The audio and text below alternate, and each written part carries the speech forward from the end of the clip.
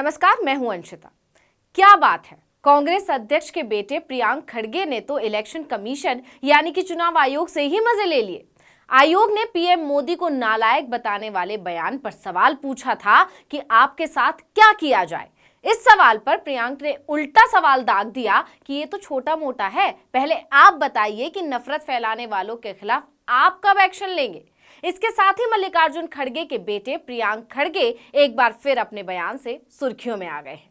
याद होगा, प्रियांक ने पीएम को नालायक बेटा कह दिया था, जिस पर बीजेपी की पूरी टोली को मिर्ची लग गई थी। क्योंकि मामला मोदी से जुड़ा था तो हल्के में तो लिया नहीं जा सकता था, इसलिए चुनाव आयोग भी तुरंत एक्शन में आ गया।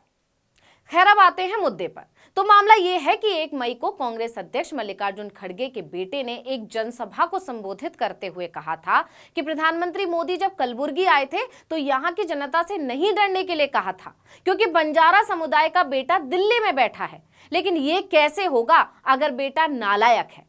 इस पर बीजेपी नेता चुनाव आयोग पहुंच गए और शिकायत कर दी, जबकि खुद भाजपा के विधायक ने 28 अप्रैल को सोनिया गांधी को विष कन्या कहा था। यानी 1 मई को प्रियांक ने टिप्पणी की और 3 मई को उनके पास चुनाव आयोग का नोटिस पहुंच गया। चुनाव आयोग ने प्रधानमंत्री के खिलाफ उनकी टिप्पणी पर आदर्श आचार संहिता के उल्लंघन के लिए कारण बताओ नोटिस जारी कर दिया।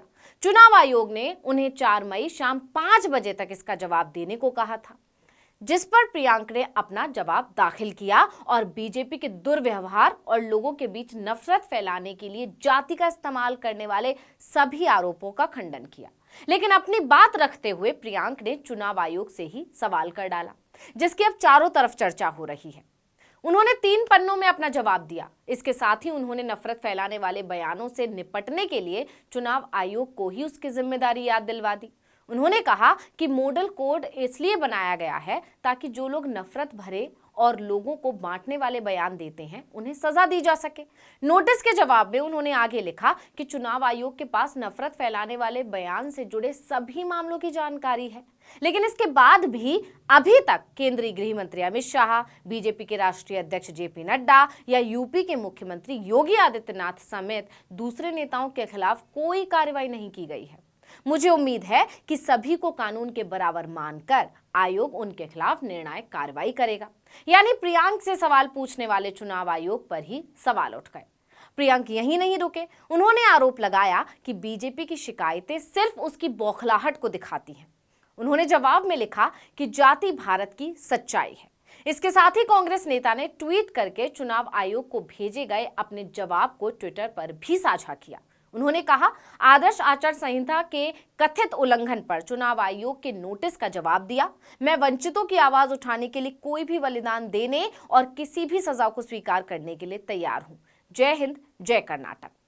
वैसे चुनाव आयोग पर तो पहले से ही आरोप लगते रहे हैं कि वो केंद्र की सरकार को फायदा पहुंचाने के लिए काम करती है। ऐसे में अगर 1-2 और आरोप लग जाएंगे तो कोई नई बात तो नहीं है। लेकिन प्रियांक पर आयोग के एक्शन पर सवाल ना खड़े हों, इसलिए आयोग ने प्रियांक के साथ ही बीजेपी विधायक बासन गौड़ा पाटिल को भी नोटिस भेज दिया। बासन गौड़ा पाटिल ने ही सोनिया गांधी को विष कन्या कहा था। कोप्पल में एक चुनावी रैली के दौरान उन्होंने कहा था कि कांग्रेस पीएम की तुलना कोबरा सांप से करती है और कह रही है कि वो जहर उगलेंगे। क्या सोनिया गांधी एक विष कन्या है? उसने चीन और पाकिस्तान के साथ उनके एजेंट के रूप में काम किया। अब यहां गौर करने वाली बात यह है कि बासन गौड़ा ने यह विवादित बयान 28 अप्रैल को दिया था, जबकि प्रियांक का बयान 1 मई को आया था। ऐसे में चुनाव आयोग फिर सवालों में घिर गया है। उससे पूछा जा रहा है कि 28 अप्रैल को बीजेपी विधायक के बयान पर आयोग ने फौरन एक्शन क्यों नहीं लिया। दूसरी तरफ जैसे ही 1 अप्रैल को प्रियांक का बयान आया, आयोग ने 3 मई को उन्हें नोटिस भेज दिया। चुनाव आयोग पर सवाल इसलिए भी उठ रहे हैं कि बयान के 1 हफ्ते बीत जाने के बाद भी बीजेपी विधायक ने आयोग के नोटिस का जवाब देना अभी तक जरूरी नहीं समझा है, जबकि आयोग ने उन्हें भी 4 मई की शाम तक ही जवाब देने को कहा था। यानी बीजेपी ने मामले को हवा में उड़ा दिया। अब आगे जो भी हो, लेकिन प्रियांक खड़गे का जवाब और सवाल दोनों हैं बहुत दिलचस्प। इस वीडियो में इतना ही। आपसे अनुरोध है कि YouTube पर हमारे चैनल आर्टिकल 19 इंडिया को सब्सक्राइब कीजिए, Facebook पर लाइक कीजिए और कमेंट करके बताइए आपको हमारा ये वीडियो कैसा लगा। आने वाले दिनों में हम और किन मुद्दों पर वीडियो बनाएं ये भी जरूर बताइएगा। ट्विटर हैंडल है article19_India, इसको भी फॉलो कर लीजिए। नमस्कार।